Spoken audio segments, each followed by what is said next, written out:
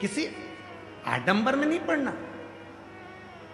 कोई कह दे कि मेरे पास आ जाओ मैं तुम्हारी बीमारी को मिटा दूंगा, कोई कह दे मेरे पास आ जाओ मैं तुम्हारे साथ में ऐसा कर दूंगा।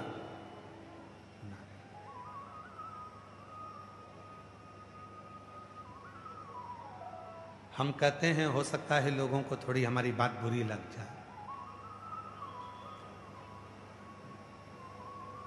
चाहे संत के पास जाओ चाहे ज्योतिषी के पास जाओ, चाहे संत के पास जाओ चाहे ज्योतिष आचार्य के पास जाओ, पर तुम्हारे कर्म का भोग तो तुमको भोगना ही पड़ेगा।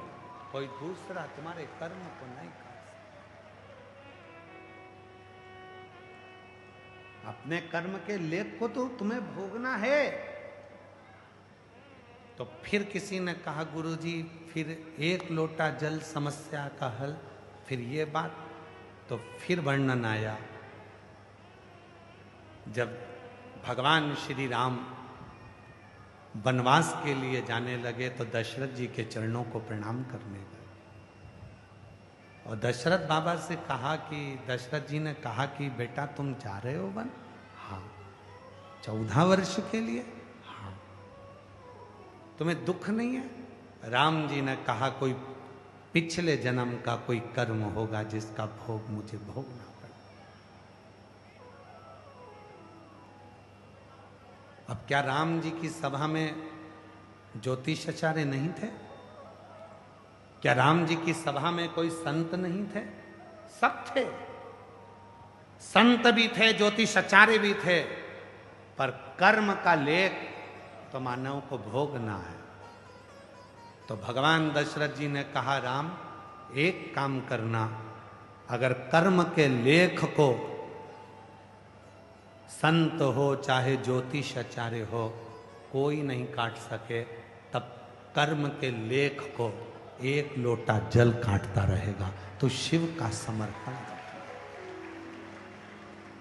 और उठाओ पूरे रामपथ गमन को भारत सरकार ने, हमारी भारत सरकार ने राम जी के अयोध्या से लेकर लंका तक रामपथ गमन बनाया है।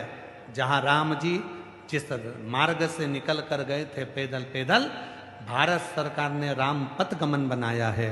उस रामपथ गमन पर कभी अपनी गाड़ी से जाकर देखना, कभी उस रामपथ गमन पर चलकर देखना। उस रामपथ गमन में रोज मेरे भगवान राम जिस जगह पर रुकते थे वहां शंकर जी का पार्थिव शिवलिंग का निर्माण करते थे, पूजन करते थे। उस पार्थिव शिवलिंग का निर्माण पूजन कर कर वहां स्थापना करते थे।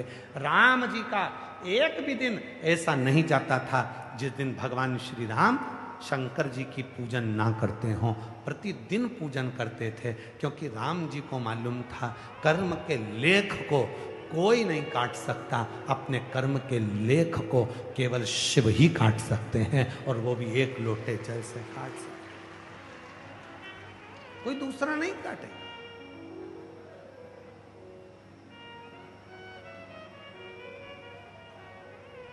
अपने कर्म के लेख को कोई नहीं काटेगा, अपने कर्म के लेख को काटेगा तो केवल शिव काटेगा। कर्म के लेख को अगर कोई काट सकता है तो वो देवाधिदेव महादेव काट सकते।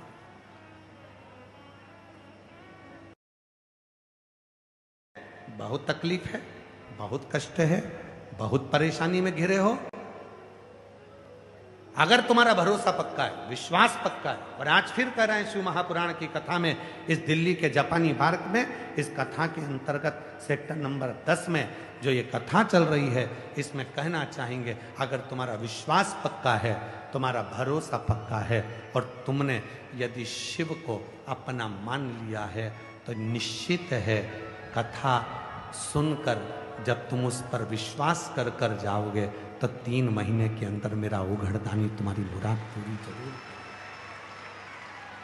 विश्वास है तो शिव, भरोसा है तो शिव।